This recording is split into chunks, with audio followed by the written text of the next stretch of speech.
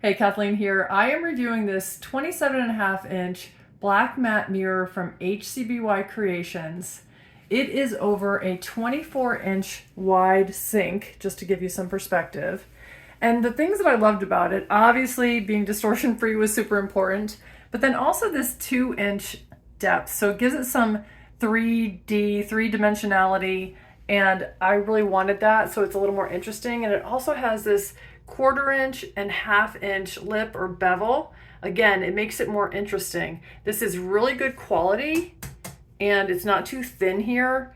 And the only thing that I really wanted to check on these, because I did order a number of mirrors, was were there imperfections that were going to just drive me crazy. So when I went around this one, the only thing that I saw was the seam, and of course it has to have a seam, and I thought they did a pretty good job here. So when I looked at the others, some of the other ones were not as good, and I really just decided this is the one that I wanted because I thought it was a perfect fit.